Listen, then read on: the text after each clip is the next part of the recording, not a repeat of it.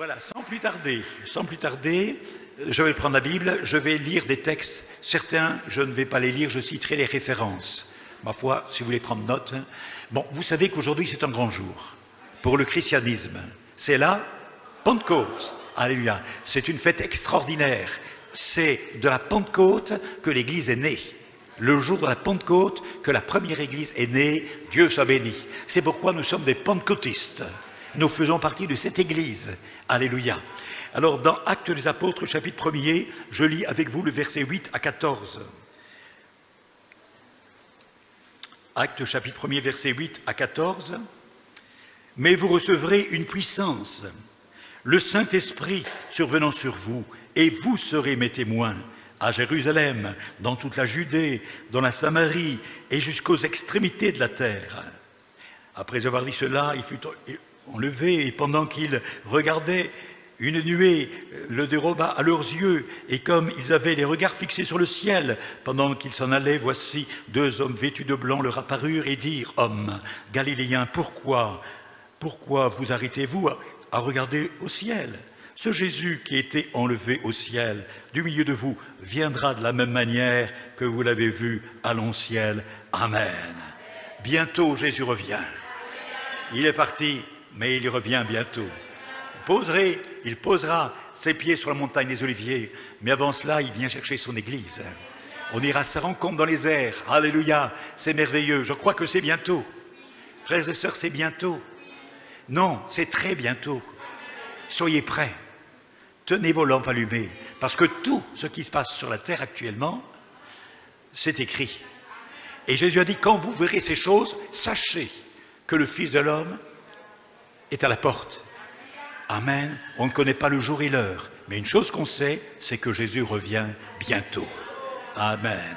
Alors aujourd'hui, oui, c'est la Pentecôte, c'est une grande fête chrétienne, alléluia, commémorant la venue de la puissance du Saint-Esprit, qui est la réalisation d'une promesse divine pour tous ceux qui sont nés de nouveau.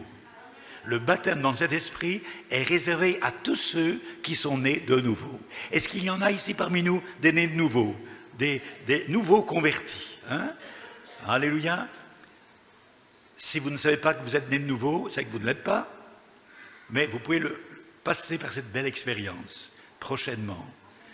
J'ai vécu cette expérience à 19 ans. J'étais catholique autrefois, religieux, sincère dans ma foi, dans ma religion, mais malheureusement, je n'avais pas compris grand-chose de la mort de Jésus sur la croix. Je n'étais pas un enfant de Dieu, j'étais enfant de cœur pendant des années, mais Christ n'était pas dans mon cœur. Mais le jour où je suis venu dans une église comme celle-ci, une église évangélique, où j'ai entendu le bon message de la croix, mon cœur a été touché. Et j'ai compris, en effet, que ce n'est pas à un prêtre qu'il faut confesser mes péchés, mais à Jésus. Comme l'apôtre Jean dit, si quelqu'un a péché, qu'il demande pardon à Dieu, et Dieu sera juste et bon de lui pardonner. J'ai fait cette expérience du pardon. Et puis, le pasteur en prêchant dit que Jésus pouvait changer notre cœur. J'avais un cœur dur, un cœur rebelle, un cœur malheureux. Dans ma jeunesse, j'étais vraiment malheureux. J'ai vécu une mauvaise adolescence, une mauvaise enfance, parce que je suis un enfant de la guerre également. Je suis né en 1938, donc j'ai connu la guerre, les privations de la guerre. Et tout cela aussi affaiblit mon corps, parce qu'on n'avait pas l'alimentation nécessaire qu'un enfant, un bébé aurait dû avoir, puis qu'un enfant aurait pu avoir. Et c'est ainsi que j'ai grandi, avec un corps qui était fragile. Et j'ai connu la tuberculose, j'ai connu beaucoup de problèmes dans ma jeunesse. Et vers 15-16 ans, j'avais envie de mourir. J'étais malheureux, j'étais rebelle dans mon cœur, parce que à cause des problèmes de santé, je manquais l'école. Et quand j'étais dans un préventorium, 9 mois, j'étais privé d'école, j'ai perdu des années. Et j'étais rebelle, je voulais mourir. Mais Dieu soit béni, il a eu compassion de moi. Je suis issu d'une famille nombreuse, c'est rare en Belgique, 7 enfants, je suis le numéro 5. Et c'est vers moi que le Seigneur s'est tourné d'abord. Moi, pourquoi? Parce que j'étais le plus malheureux, l'enfant le plus malheureux. Et il m'a retiré de ma famille pour que je découvre l'Évangile. Et quand là, j'ai fait cette expérience de la conversion, que j'ai rencontré Jésus comme sauveur, alors qu'il a changé mon cœur, changé ma vie, changé même mon caractère. C'est formidable tout ce qu'il fait. Mais en plus, il s'occupait de mon corps qui était faible, mon corps qui était malade. la bénédiction de Dieu est extraordinaire. Vraiment, quand Paul dit si quelqu'un est en Christ, il est une nouvelle créature, moi je l'étais non seulement spirituellement, mais j'étais physiquement. J'étais devenu une nouvelle créature. Et je remercie le Seigneur parce qu'il m'a donné une bonne santé. Je souffrais à ce moment-là de la sinusite chronique que je traînais depuis des années. Je faisais des arrêts au sol 5-6 fois par an à l'hôpital. C'était la méthode de l'époque. Et quand je suis venu à la prière, à l'imposition des mains, que j'ai appris, que j'ai découvert qu'il y avait des guérisons au milieu de l'Église, je me suis dit, mais si Dieu les a guéris, pourquoi pas moi? Ça, c'est la foi. C'est la foi qui avait pris naissance dans mon cœur. Et c'était logique ce que je disais. Si Dieu a guéri celui-là, pourquoi pas moi? Alors je suis venu à la prière et on a prié pour moi. Et à l'instant même, j'ai été guéri.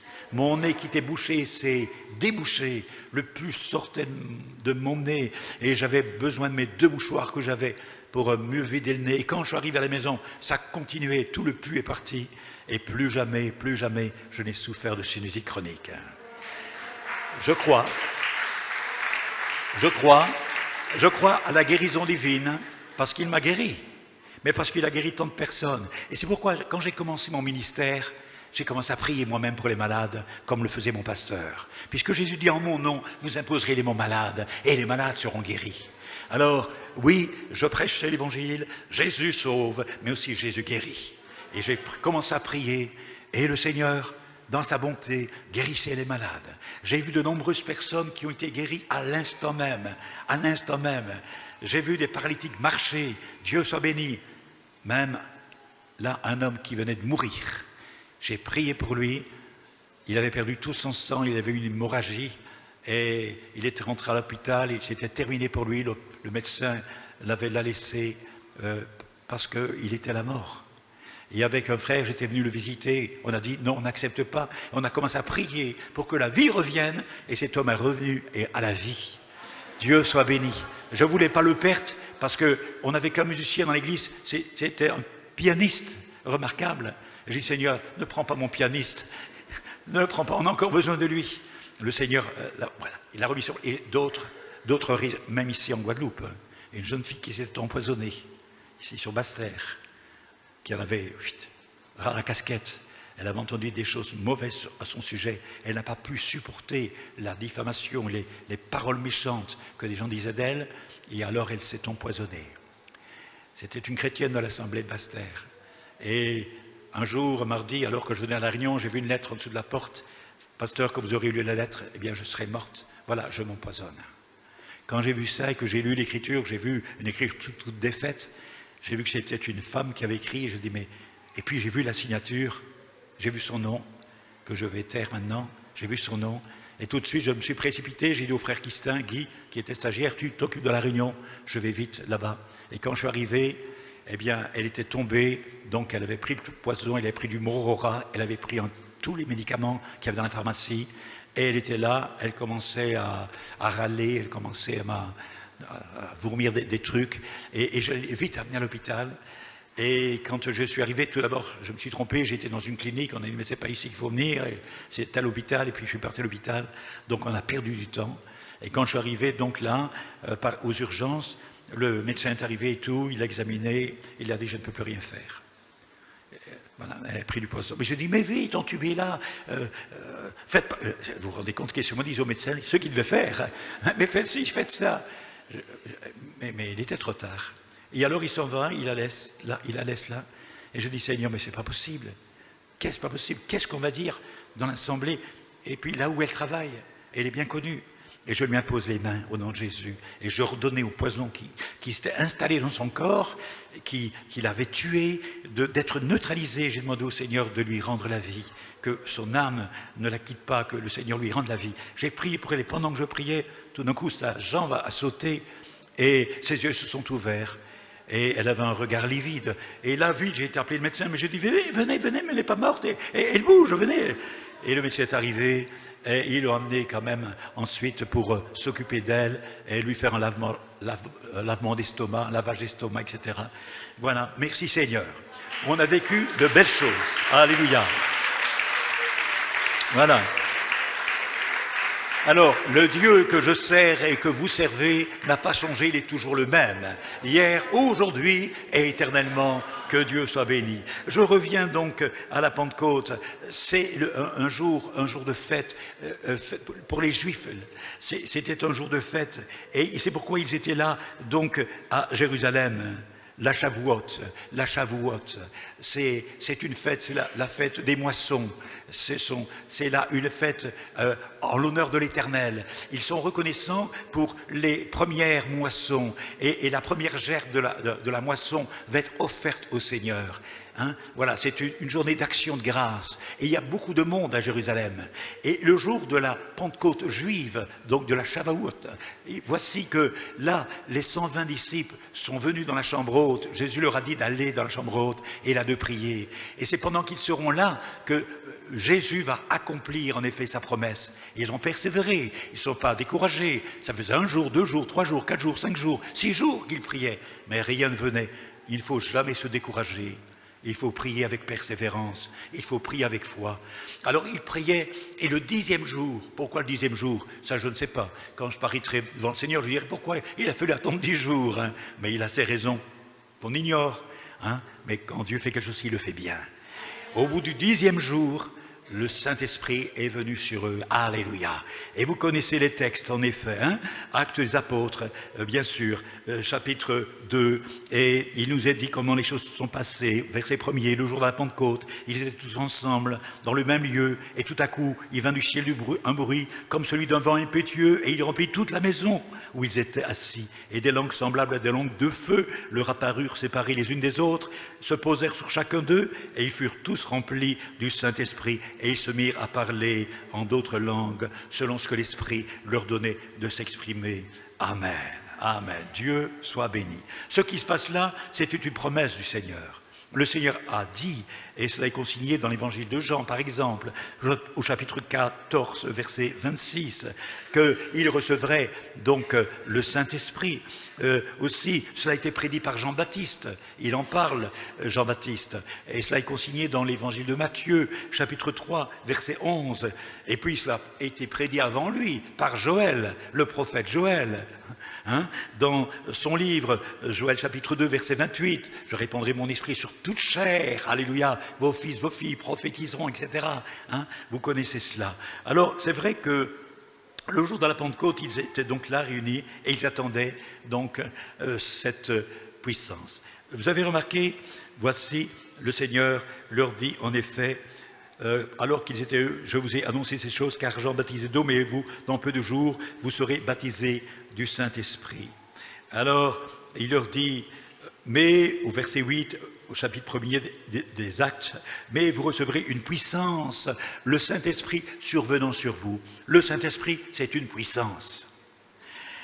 Quand quelqu'un donc reçoit le Saint-Esprit, est baptisé dans le Saint-Esprit, il reçoit sur lui une puissance. Certains chrétiens disent, voilà, j'ai été baptisé dans le Saint-Esprit, je parle en langue, et ils sont très contents.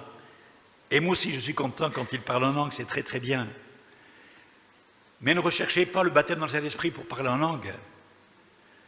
Recherchez le baptême dans le Saint-Esprit pour recevoir cette puissance. Parce que le Saint-Esprit, c'est une puissance. Jésus n'a pas dit, vous recevrez le parler en langue. Mais il a dit, vous recevrez une puissance, le Saint-Esprit survenant sur vous. Le parler en langue n'est que le signe initial du baptême dans le Saint-Esprit. Ça confirme que vous êtes baptisé dans le Saint-Esprit. C'est quand la puissance du Saint-Esprit est venue sur vous que brusquement vous êtes poussé à louer Dieu et ce n'est plus par votre intelligence, ce n'est plus par votre propre langue en quelque sorte, hein, maternelle, que vous allez vous exprimer. Mais c'est par une langue que vous ne connaissez pas, vous allez prononcer des mots que vous n'avez jamais apprises et dont vous ne comprenez même pas le sens. Et la parole de Dieu explique ce phénomène très bien dans 1 Corinthiens chapitre 12, 1 Corinthiens chapitre 14. Et l'apôtre Paul explique en effet que quand nous parlons en langue, nous disons des mystères, des merveilles à Dieu. C'est pourquoi ne vous empêchez pas de parler en langue. Ne vous empêchez pas de le faire. Et vous qui êtes baptisés dans le Saint-Esprit, n'arrêtez pas de parler en langue. Parfois des chrétiens ont été baptisés dans le Saint-Esprit, ont parlé en langue pendant un petit temps, quelques semaines, quelques mois, quelques années, puis ils se sont arrêtés et disent, ouais, bon, ça sert à quoi? Mais ça sert à t'édifier, à t'édifier, à te fortifier. Celui qui parle en langue s'édifie lui-même. Voilà. Et pendant que tu parles en langue, c'est vrai, Paul l'explique bien, ton intelligence est stérile, tu n'as pas à réfléchir de ce que tu vas dire, mais le Seigneur intercède à ta place. Loue le Seigneur, bénis le Seigneur à ta place, dans une langue que tu ne connais pas, mais que Dieu connaît. Alléluia. Alors c'est un don extraordinaire. Mais ce que je voudrais simplement dire que ce n'est pas là-dessus qu'il faut simplement mettre l'emphase. Il faut mettre l'emphase sur la puissance que tu as reçue. Et cette puissance qui nous est donnée pour quoi faire? Mais pour prier, pour louer Dieu, pour chanter. Un chrétien bâti dans cet esprit, mais il a maintenant facile pour prier. Il ouvre sa bouche et le Seigneur la remplit. Il a plus facile maintenant pour louer Dieu. Et il le fait très bien. Et de tout son cœur, avec l'onction de Dieu. Le chrétien baptisé dans cet esprit, oui, a facile. Quand il lit la parole de Dieu, il la comprend bien plus facilement. Le baptême dans l'esprit, vraiment, c'est une puissance qui nous ouvre les yeux, qui ouvre notre esprit. Le baptême dans l'esprit est une puissance qui détruit en nous notre timidité et nos craintes. Et il n'y avait pas plus timide que moi. J'étais très timide. J'ai grandi avec les timidités. Et à 18 ans, 19 ans, j'étais encore un garçon très timide. Et quand je suis venu pour la première fois dans cette réunion, j'étais très timide. Et quand les jeunes m'invitaient d'aller avec eux pour un témoignage, j'avais peur, j'étais timide. Et quand je voyais quelqu'un qui me connaissait, qui passait, et que nous, les jeunes, on était là en cercle, on était à la réunion, on chantait des cantiques, ils chantaient des cantiques à la gloire de Jésus, et puis ils allaient rendre témoignage. Les gens qui passaient là s'arrêtaient pour écouter, regarder. Et qu'à un moment donné, j'ai vu quelqu'un qui passait, qui me connaissait. Oh, j'avais honte. Alors je me suis abaissé tout doucement, tout doucement. Mais comme je suis grand, et que la plupart des chrétiens là étaient petits, alors il fallait vraiment faire un effort. J'avais honte, mais c'était ma timidité qui faisait cela aussi. Hein. Puis j'ai appris que je ne devais pas avoir honte de Jésus. Voilà. Mais honte de mes péchés, honte de mon passé, mais pas honte de Jésus. Alors j'ai prié le Seigneur, délivre-moi de ma timidité. Et il a vraiment dit, c'est facile, le baptême dans cet esprit. Voilà, c'est une puissance. Et ça te détruit la timidité, ça te détruit tes craintes et tout. Alors j'ai dit, moi je veux ce baptême. Et quand on a prié pour moi, eh bien oui, brusquement, le Saint-Esprit est venu sur moi. Et je sentais pendant qu'on priait quelque chose de mauvais qui quittait mon corps. Est-ce que c'est la timidité, tout ça, je ne sais pas. En tout cas, j'ai senti comme une petite délivrance là. Et puis une puissance qui me remplissait, qui m'envahissait. C'était extraordinaire. Il me semblait que j'étais dans le ciel, j'étais bien, j'étais heureux. Oh, c'était formidable. Et je louais, je bénissais Dieu. Et tout d'un coup, je ne pouvais même plus le faire. Je parle en langue, je parle en langue. Voilà. Dieu soit béni. Et combien j'ai vu à ce moment-là que quand, maintenant, j'allais sur le plein air avec les jeunes, j'avais plus peur. Et je pouvais rendre témoignage avec hardiesse. J'étais moi-même étonné. Moi qui n'avais pas la parole facile, maintenant j'avais vraiment la facilité du langage. Quand je parlais de Jésus, de son amour, eh bien, je le faisais avec mon cœur, avec la force que le Seigneur me donnait. Alléluia. Et ça, le Seigneur veut le faire pour toi s'il ne l'a pas encore fait. Alléluia. Fais-lui confiance. Alors, je voudrais continuer. C'est vrai que c'est très, très important de faire cette expérience du baptême dans l'esprit. Il ne faut pas s'en priver. Et on sait que les premiers chrétiens priaient pour cela. Ils priaient pour les autres qui n'avaient pas été baptisés dans cet esprit. Et moi, il y a là des prières remarquables. Elles ont été écrites pour notre instruction, pour voir comment il faut prier. D'ailleurs, dans les Actes, regardez, chapitre 4, Actes des Apôtres, chapitre 4, le verset 29. Actes des Apôtres, chapitre 4, verset 29. Écoutez bien ce qu'ils disent, les disciples, quand ils prient. Il dit, « Et maintenant, Seigneur, vois leurs menaces. » Vous voyez, parce qu'il y a des gens qui les menaçaient. Et donne à tes serviteurs d'annoncer ta parole avec une pleine assurance. Et en étendant ta main, pour qu'il se fasse des guérisons, des miracles, des prodiges, par le nom de ton serviteur Jésus. Voilà, frères et sœurs, à la réunion de prière, ce qu'il faut dire au Seigneur. Seigneur, étends ta main, pour qu'il se fasse des guérisons, des miracles, des prodiges. Dans une assemblée dernièrement, j'ai entendu une sœur qui disait, mais on ne voit plus de miracles aujourd'hui. On ne voit plus beaucoup de guérisons aujourd'hui. Ok. Et puis, il n'y a pas longtemps encore, d'ailleurs, ici en Guadeloupe, au Lamentin, une sœur m'a dit, mais frère, on ne voit plus beaucoup de guérisons aujourd'hui. On voit peu. Alors, bon, ben je dis, sœur, le Seigneur n'a pas changé pourtant. Et je crois qu'il veut faire exactement ce qu'il faisait il y a 5 ans, 10 ans, 15 ans, 20 ans. Le Seigneur n'a pas changé, il faut prier. Et ce qui se passe, c'est justement, regardez un petit peu ce que dit le texte au verset 30. Il prie et il dit, Seigneur, étends ta main pour qu'il se fasse des guérisons, des miracles, des prodiges au nom de ton saint serviteur Jésus. Donc il faut prier pour cela, au réunion de prière.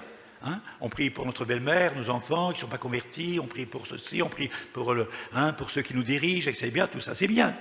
Mais puissions-nous un petit peu orienter notre prière dans ce sens. Seigneur, étends ta main.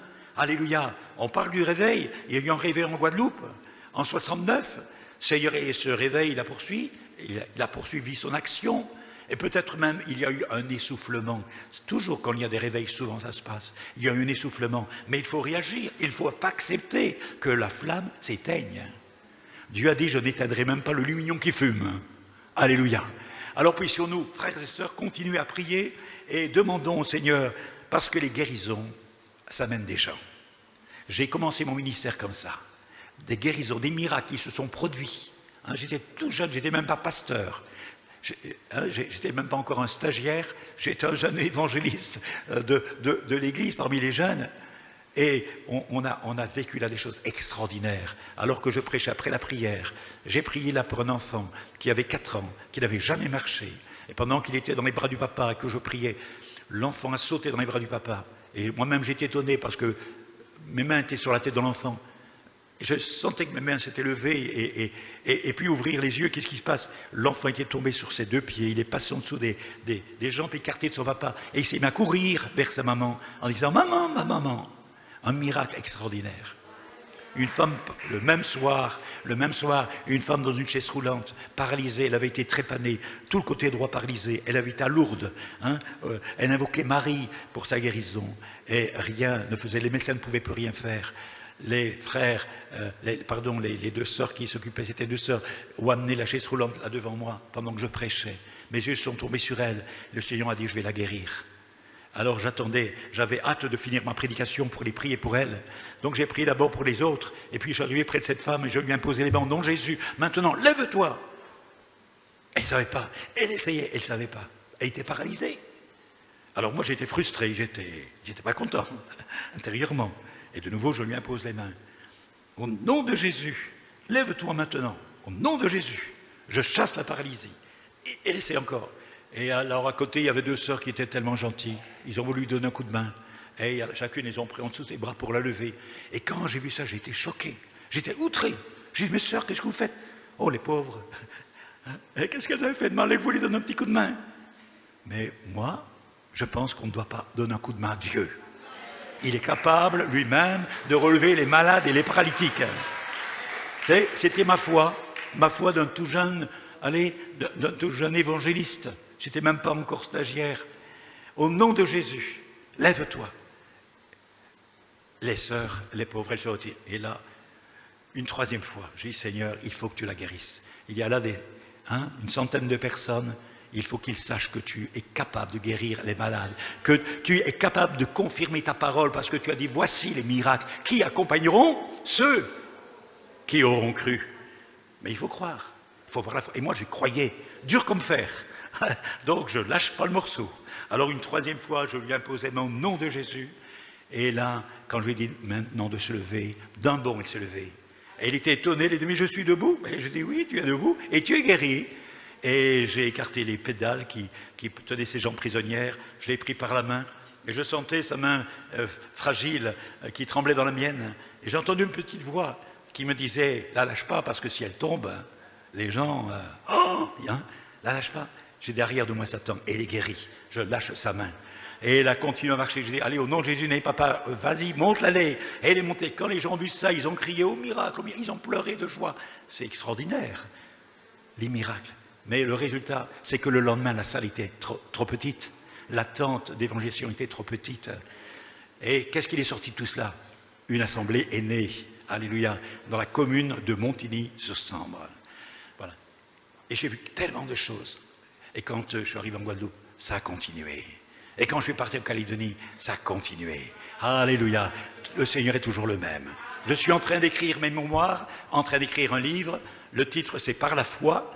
Et je note toutes ces choses-là, tout ce qu'on a vécu là-bas, dans la conversion, début du ministère, ici en Guadeloupe, avec tous les détails. Voilà. Donc, j'espère que l'année prochaine, le livre sera à votre disposition. Et vous aurez tous les noms des frères avec qui on a travaillé les frères du début, et tout ce qui s'est passé, là où il y a eu des ouvertures, et pourquoi et comment, etc. Alors, que Dieu soit béni et qu'il m'aide à faire ce travail, parce que je ne suis pas un écrivain. Voilà, alors, je voudrais bientôt terminer, puisque je vois que l'heure, il est passé. C'est à quelle heure qu'on termine, mon frère? 12h30 hein? Donc, et tu dois faire les annonces, donc j'ai encore 10 minutes à peu près, c'est ça? Donc, je vais essayer de faire ça sur les 10 minutes. Alors, c'est vrai que moi, quand je parle du Seigneur, j'ai du mal de m'arrêter. Et quand on parle de choses qu'on a vécues, c'est pas des histoires là, racontées par l'un et par l'autre, mais moi j'ai vécu ça. Je sais que c'est vrai. En plus, je l'ai vécu ici. Ici au Bastère, on a vu des choses extraordinaires. J'ai vu des gens qui étaient liés par de mauvais esprits, qui ont quitté immédiatement les corps des personnes qui étaient dans notre réunion. Et pendant que je priais pour une femme, brusquement, elle l'a glissée sur le banc et elle est partie comme un serpent près de jusqu'à l'estrade. J'ai prié au nom de Jésus, elle était délivrée, alléluia. Elle s'est convertie, béni soit le Seigneur. Des guérisons, on en a vu ici pas mal, je vous assure, par centaines, par centaines. Dieu soit béni. Pendant que j'étais en Guadeloupe, que de bébés j'ai présentés au Seigneur. Et aujourd'hui, les bébés sont grands, ils sont mariés. Il y en a qui disent, pasteur, d'autres sont mariés. Je les ai mariés. Et elle dit, pasteur, c'est vous qui m'avez marié. Ah bon, je ne me rappelle plus. Il montre la photo. J'ai dit, oh là là, que j'étais jeune à l'époque. Quel beau garçon encore j'étais. Plus de cheveux, tout ça. Voilà. Et alors, oui. Et alors, c'était des beaux moments. Et alors, c'est vous qui m'avez marié. Eh bien, voilà, regardez. Et je vois les enfants, ils sont grands. Oh, ils ont des enfants, je les ai mariés. Ils ont déjà des enfants. C'est vrai, le temps passe. Alléluia. J'ai vu aussi des personnes âgées qui sont toujours là, qui étaient là au début. Ce matin, Élie l'Aquitaine, qui est un pilier, qui est une colonne, qui est au début de l'œuvre. Et puis d'autres frères et sœurs, je ne peux pas tous les citer, qu'on me pardonne pour cela. Et puis d'autres se sont ajoutés. Alors il y en a beaucoup qui me disent, frère Amel, on avait entendu parler de vous, mais on ne vous avait jamais vu. Mais maintenant on vous voit. Voilà. Alors merci Seigneur. Je suis là, près de vous, pour vous dire que le Seigneur vous aime. Et que le Seigneur, qui a fait toutes ces merveilles pendant les années passées, ici en Guadeloupe, qui a permis que les assemblées de Dieu prennent corps et se développent et s'étendent, non seulement sur la Guadeloupe, mais aussi à Marie-Galante, et puis encore autre part. Et aujourd'hui même que de sortes n'est-ce pas, de la Guadeloupe, des serviteurs de Dieu. Aujourd'hui, il y a un serviteur de Dieu guadeloupéen qui est en Belgique. C'est un gars de Petit Canal. Et il a été reconnu dernièrement. Alors, merci Seigneur. Vous voyez, la Belgique a donné, et maintenant c'est la Guadeloupe qui rend. Voilà, on a un serviteur de Dieu qui est là maintenant de la Guadeloupe, et il fait un très bon travail. Franck, il s'appelle. Alors, c'est vrai que Dieu honore la foi de ses enfants, quels qu'ils soient. Le Seigneur dit, c'est par mon esprit, c'est par son esprit. Que nous pouvons voir la gloire de Dieu se manifester. La Pentecôte chrétienne nous rappelle en effet que la puissante effusion du Saint-Esprit a été donnée à l'Église pour son développement. Et elle s'est développée d'une manière magnifique, ça a été comme un feu de brousse. Très rapidement, des œuvres se sont ouvertes, des milliers de personnes se sont converties. Le Seigneur a confirmé sa parole par des signes, des miracles, des prodiges. Et ce sont des menteurs ceux qui disent, mais avec la mort des apôtres, cela s'est arrêté. C'est pas vrai. Ça s'est poursuivi. Et à travers l'histoire de l'Église, quand on prend la peine de trouver des livres dans les bibliothèques qui parlent de l'Église et de l'histoire de l'Église, on voit que dans différentes périodes de l'histoire de l'Église, il y a eu des réveils religieux, il y a eu des puissantes manifestations de l'Esprit. Il y a des gens qui étaient saisis par l'Esprit, qui parlaient en langue, qui prophétisaient, qui étaient guéris, extraordinaires. Et d'une manière toute particulière, dans ces derniers siècles, le réveil qui a eu lieu, voyez-vous, aux États-Unis, et puis qui s'est répandu, puis en Angleterre, Pays de Galles, etc., c'était extraordinaire. Puis l'Europe a été gagnée par la Pentecôte, par le réveil, et on peut remercier le Seigneur. Et on a connu aussi cela en Belgique. Et aujourd'hui, c'est vrai que ce n'est plus la même chose non plus. Tout doucement, on voit que la flamme n'est plus la même. Il y a maintenant, tout a changé, tout est différent, c'est vrai.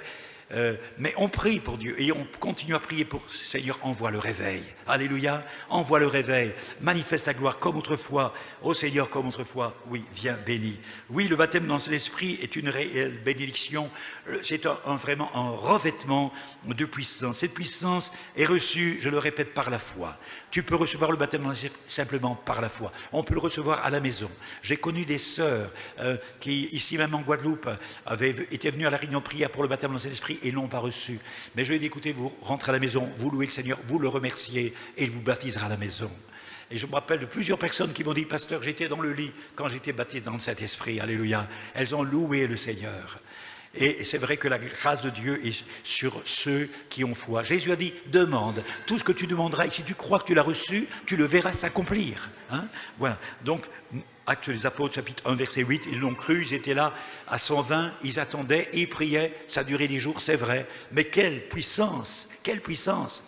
Et Pierre, regardez cet homme transformé, avec hardiesse, avec courage, comme il prêche devant ces personnes qui sont là et qui sont touchées à salut. Alors, cette promesse est donnée donc au cœur qui est assoiffé.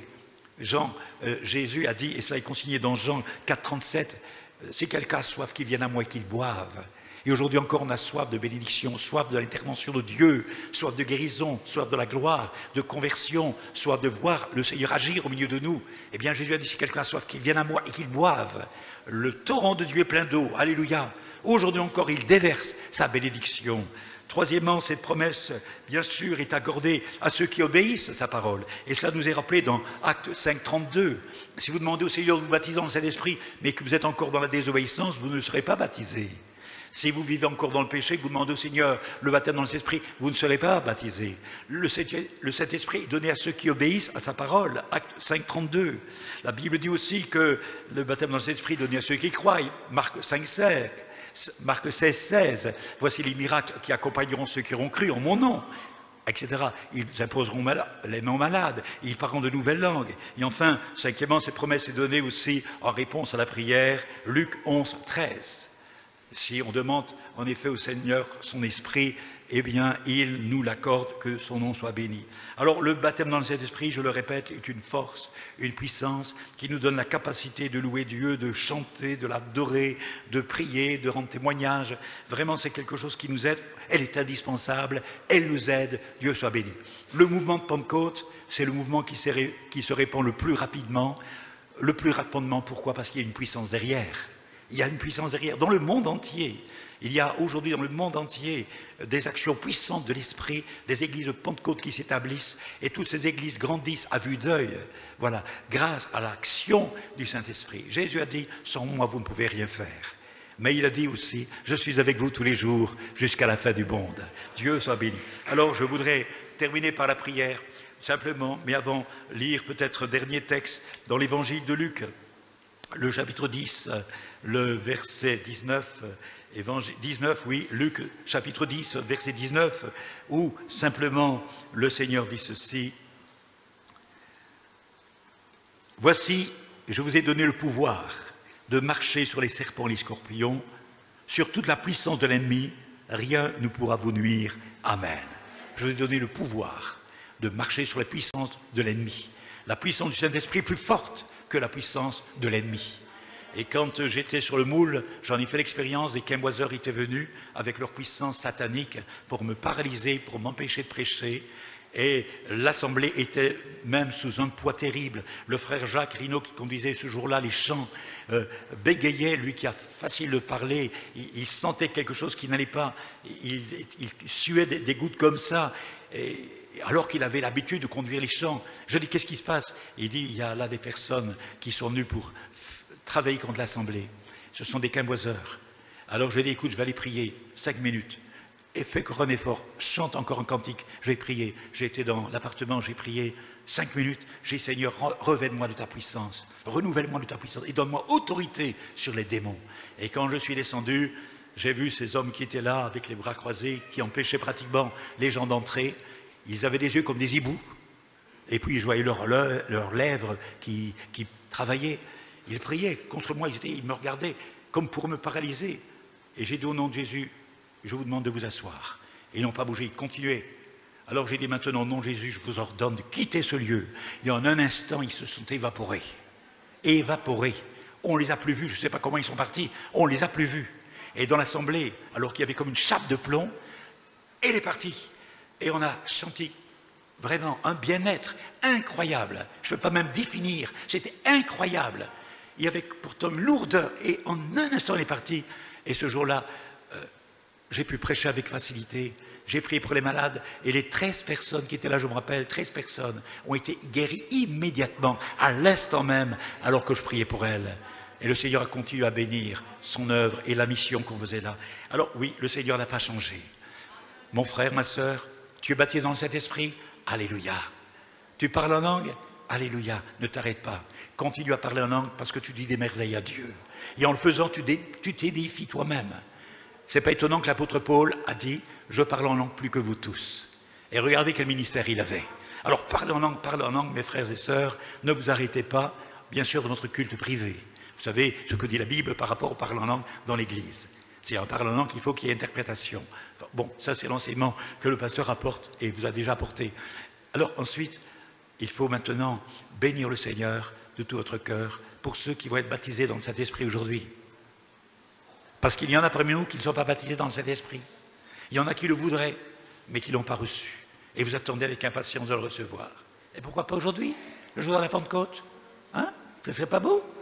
Ce ne serait pas un beau cadeau, ça? Ben, c'est pour vous. Ça ne dépend pas de Dieu, ça dépend de vous. Ça dépend de quoi, me direz-vous? Mais de votre foi. Si vous croyez maintenant que le Seigneur peut vous baptiser, il va le faire. Alléluia. Alors, on fait quelque chose, on se lève tous, et on va prier le Seigneur. Alléluia. Le temps est passé, c'est vrai, mais nous allons prendre quelques minutes. Hein? Voilà, quelques minutes. Voilà. Je vais demander simplement aux frères et sœurs qui sont baptisés dans le Saint-Esprit de remercier le Seigneur, de le louer, et ne vous gênez pas de parler en langue, louez-le, remerciez-le pour cette puissance que vous avez reçue. Et maintenant, je demanderai à ceux qui ne sont pas baptisés dans le Saint-Esprit, si vous le voulez, si vous avez vraiment soif, dites-lui maintenant, Seigneur, je le désire, je ne veux pas partir sans cette bénédiction. En la fraction d'une seconde, il va vous baptiser. Alléluia. Je n'aurai pas fini ma prière que vous serez baptisés dans le Saint-Esprit. Alléluia. Vous allez lui demander, pas pendant 1 heure, mais en quelques minutes. Vous allez lui demander en quelques minutes, et puis vous allez commencer à le remercier et dire, Seigneur, tu es en train de le faire, tu es en train de me baptiser maintenant. Je te loue parce que maintenant tu me baptises. C'est ça la foi. Comprenez? D'accord? On y va? Alors, je prie, et nous prions tous ensemble. Alléluia. Seigneur, c'est au nom de Jésus que nous nous approchons de toi. Merci encore pour, Seigneur, ta parole qui est apportée dans toute sa force, dans toute sa puissance, dans toute son authenticité. Et je voudrais, Seigneur, te remercier de ce qu'un jour tu as bien voulu me baptiser dans le Saint-Esprit, de ce que tu as bien voulu baptiser mes frères et mes sœurs qui sont ici. Alléluia. Louange à toi. Béni sois-tu. Mais maintenant, nous te prions pour nos frères et sœurs qui ne sont pas baptisés dans le Saint-Esprit, qui sont au milieu de nous et qui ont faim, qui ont soif et qui désirent être baptisés aujourd'hui, qui désirent maintenant être revêtus aujourd'hui. Je te prie de venir, Seigneur, de couvrir maintenant tes enfants de ton ombre. Seigneur, que ta gloire vienne, que la puissance du Saint-Esprit descende du ciel. Alléluia. Et enflamme les cœurs au nom de Jésus. Oui, Seigneur, Esprit Saint, viens et agis, viens et couvre tes enfants de ta puissance. Revêt-nous chacun, revêt-nous tout à nouveau. Seigneur, ô Dieu, merci pour ce que tu fais. Au nom de Jésus, sois baptisé dans le Saint-Esprit. Au nom de Jésus, reçois la promesse. Elle est pour toi. Maintenant, loue le Seigneur, adore-le, remercie-le. Et toi qui étais baptisé, remercie Dieu de cette puissance, remercie Dieu de cette force qu'il t'a donnée. Oui, je te remercie pour la force que tu as donnée, Seigneur, encore aujourd'hui. Béni sois-tu pour ce que tu fais. Au nom de Jésus, sois baptisé. Au nom de Jésus, sois renouvelé. Au nom de Jésus, sois maintenant rempli de sa puissance, rempli de sa puissance. Oh, merci parce que tu le fais. Merci, mon Père. Alléluia. Alléluia, alléluia, alléluia, alléluia, alléluia. Oh, gloire, gloire, gloire à Dieu, gloire à ton nom. Merci Seigneur, alléluia.